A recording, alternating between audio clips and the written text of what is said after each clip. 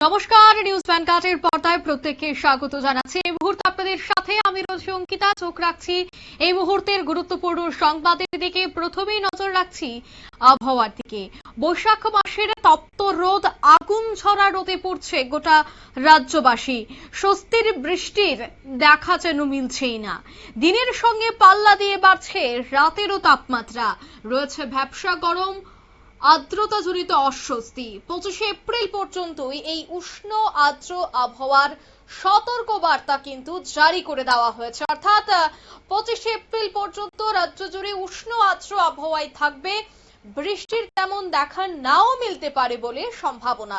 বিস্তারিত সে বিষয়ে জানবো। টেলিফোন লাইনে যুক্ত হয়ে গেছে প্রতিনিধি শতাব্দী দেবনাথ। শতাব্দী, ঠিক কি জানতে পারছো? একেবারেই তাই। দেখো, চৈত্র শেষ হয়ে যেটা বৈশাখ পড়েছে, আর বৈশাখ পড়তেই স্বমহিমায় কিন্তু অবতীর্ণ হয়ে গেছে গ্রীষ্ম। কোথাও কোথাও তাপপ্রবাহ, কোথাও বা তোমার এই হিট ওয়েভ সতর্ক বার্তা জারি করা হয়েছে।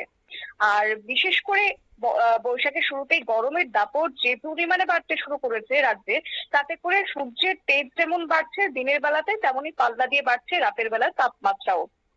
এছাড়া তোমার বর্তমানে বিশেষ কিছু কিছু জেলার ক্ষেত্রে পশ্চিমী এবং উত্তর পশ্চিমী বাতাসের প্রভাবে এবং ঋতুগত সূর্যের তাপ বৃদ্ধির কারণেই কিন্তু গোটা রাজ্য জুড়ে এখন গরম আর আর্দ্র আবহাওয়া রয়েছে এবং আগামী কয়েকদিনও একই পরিমাণ থাকবে।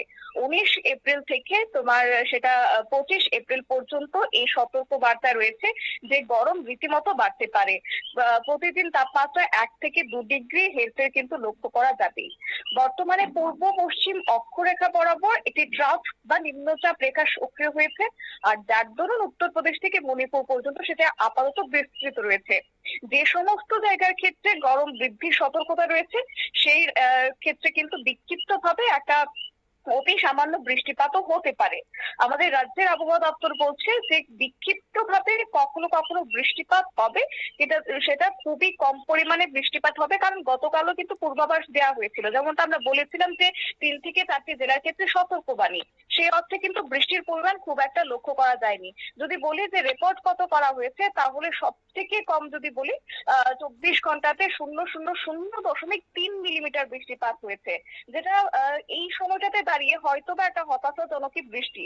কেননা দেখো, এই মুহূর্তে যেমন পরিমাণে রোদের তেজ বাড়ছে, সেক্ষেত্রে কৃষি ক্ষেত্রে একটা প্রভাব পড়ছে। কৃষকদের চিন্তার ভাঁজে রীতিমতো বৃদ্ধি পাচ্ছে, কারণ জলের সেই অর্থে মানে যেটা যে পরিমাণ দেওয়া দরকার সেটা কিন্তু আপাতত মিলছে না, যার পরিমাণে শুকিয়ে কাঠ হয়ে যাচ্ছে জমি দেওয়া।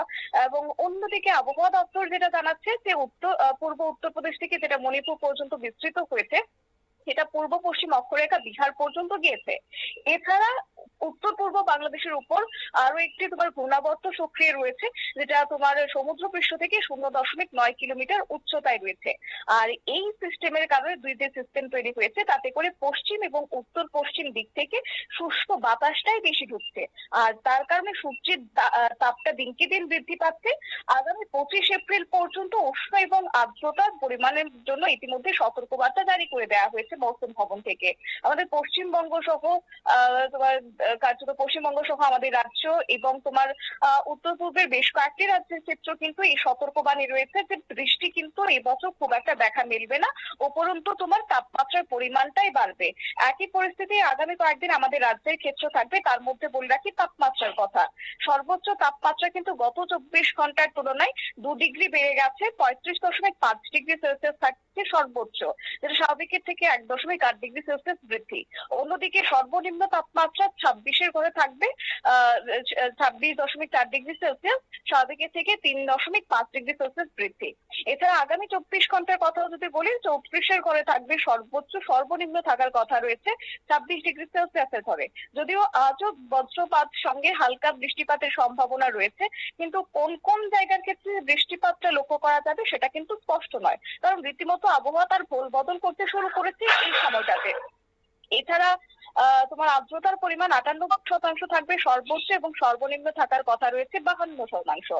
আর মোটের উপর তোমার মেঘলা আকাশ লক্ষ্য করা যেতে পারে। যতই তোমার রোদের প্রখর তেজ থাকুক না কেন, কিছু কিছু ক্ষেত্রে কিন্তু মেঘে ঢাকা আকাশে পরিলক্ষিত হবে সপ্তাহভর, এমনটা জানাচ্ছে আবহাওয়া দপ্তর। অঙ্কিতা, একদমই ধন্যবাদ।